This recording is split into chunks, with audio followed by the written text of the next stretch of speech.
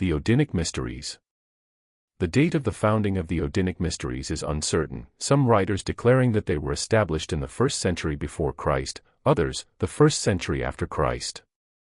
Robert McCoy, 33 Degrees, gives the following description of their origin. It appears from the Northern Chronicles that in the 1st century of the Christian era, Sig, the chief of the Azar, an Asiatic tribe, emigrated from the Caspian Sea and the Caucasus into northern Europe.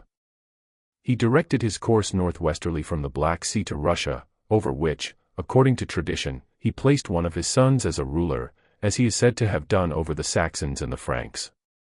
He then advanced through Cimbria to Denmark, which acknowledged his 5th son Skjold as its sovereign, and passed over to Sweden, where Gylf, who did homage to the wonderful stranger, and was initiated into his mysteries, then ruled. He soon made himself master here, built Sigtuna as the capital of his empire, and promulgated a new code of laws, and established the sacred mysteries. He, himself, assumed the name of Odin, founded the priesthood of the 12 Drotters, Druids, who conducted the secret worship, and the administration of justice, and, as prophets, revealed the future. The secret rites of these mysteries celebrated the death of Balder, the beautiful and lovely, and represented the grief of gods and men at his death, and his restoration to life. After his death, the historical Odin was apotheosized, his identity being merged into that of the mythological Odin, god of wisdom, whose cult he had promulgated. Odinism then supplanted the worship of Thor, the Thunderer, the supreme deity of the ancient Scandinavian pantheon. The mound where, according to legend, King Odin was buried is still to be seen near the site of his great temple at Ups. The 12 Drotters who presided over the Odinic Mysteries evidently personified the 12 holy and ineffable names of Odin. The rituals of the Odinic Mysteries were very similar to those of the Greeks, Persians, and Brahmins, after which they were patterned. The Drotters, who symbolized the signs of the zodiac, were the custodians of the arts and sciences, which they revealed to those who passed successfully the ordeals of initiation. Like many other pagan cults, the Odinic Mysteries, as an institution, were destroyed by Christianity, but the underlying cause of their fall was the corruption of the priesthood. Mythology is nearly always the ritual and the symbolism of a mystery school. Briefly stated, the sacred drama which formed the basis of the Odinic Mysteries was as follows. The supreme, invisible creator of all things was called Allfather. His regent in nature was Odin, the one-eyed god. Like Quetzalcoatl, Odin was elevated to the dignity of the supreme deity. According to the Drotters, the universe was fashioned from the body of Ymir, the hoarfrost giant. Ymir was formed from the clouds of mist that rose from Ginnungagap, the great cleft in chaos into which the primordial frost giants and flame giants had hurled snow and fire. The 3 gods Odin, Vili, and Ve slew Ymir and from him formed the world. From Ymir's various members the different parts of nature were fashioned. After Odin had established order, he caused a wonderful palace, called Asgard, to be built on the top of a mountain, and here the 12 Aesir, gods, dwelt together, far above the limitations of mortal men.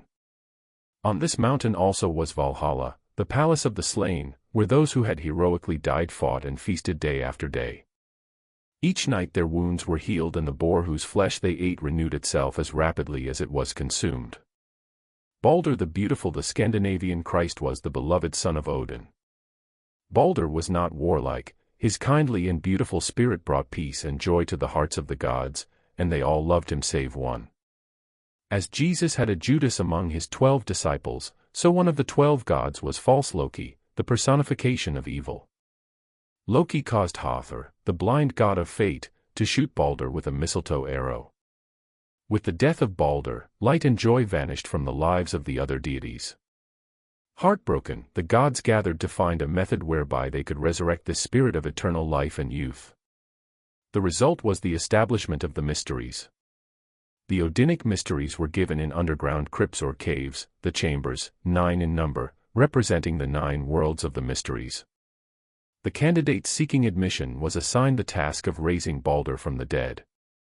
Although he did not realize it, he himself played the part of Balder.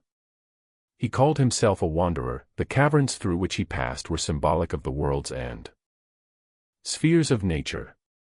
The priests who initiated him were emblematic of the sun, the moon, and the stars. The three supreme initiators, the sublime, the equal to the sublime, and the highest, were analogous to the worshipful master and the junior and senior wardens of a Masonic lodge. After wandering for hours through the intricate passageways, the candidate was ushered into the presence of a statue of Balder the Beautiful, the prototype of all initiates into the mysteries. This figure stood in the center of a great apartment roofed with shields. In the midst of the chamber stood a plant with 7 blossoms, emblematic of the planers. In this room, which symbolized the house of the Aesir, or wisdom, the neophyte took his oath of secrecy and piety upon the naked blade of a sword. He drank the sanctified mead from a bowl made of a human skull and, having passed successfully through all the tortures and trials designed to divert him from the course of wisdom, he was finally permitted to unveil the mystery of Odin, the personification of wisdom. He was presented, in the name of Balder, with the sacred ring of the order. He was hailed as a man reborn, and it was said of him that he had died and had been raised again without passing through the gates of death. Richard Wagner's immortal composition, Der Ring der Nibelungen, is based upon the mystery rituals of the Odinic cult. While the great composer took many liberties with the original story, the Ring operas, declared to be the grandest tetralogy of music dramas the world possesses, have caught and preserved in a remarkable manner the majesty and power of the original sagas. Beginning with Das Rheingold, the action proceeds through Die Walküre and Siegfried to an awe-inspiring climax in Götterdämmerung, the twilight of the gods. The Nordic mysteries were given in 9 chambers, or caverns, the candidate advancing through them in sequential order. These chambers of initiation represented the 9 spheres into which the Draugrs divided the universe: 1. Asgard, the heaven world of the gods; 2. Alfheim, the world of the light and beautiful elves, or spirits; 3. Niflheim, the world of cold and darkness, which is located in the north; 4. Jotunheim, the world of the giants, which is located in the east; 5. Midgard, the earth world of human beings, which is located in the midst, or middle place; 6. Vanaheim, the world of the Vanes, which is located in the west; 7. Muspelheim, the world of fire, which is located in the south; 8. Svartalfheim, the world of the dark and treacherous elves, which is under the earth; and 9. Helheim, the world of cold and the abode of the dead, which is located at the very lowest point of the universe. It is to be understood that all of these worlds are invisible to the senses, except Midgard, the home of human creatures, but during the process of initiation the soul of the candidate, liberated from its earthly sheath by the secret power of the priests, wanders amidst the inhabitants of these various spheres. There is undoubtedly a relationship between the 9 worlds of the Scandinavians and the 9 spheres, or planes, through which initiates of the Eleusinian mysteries passed in their ritual of regeneration.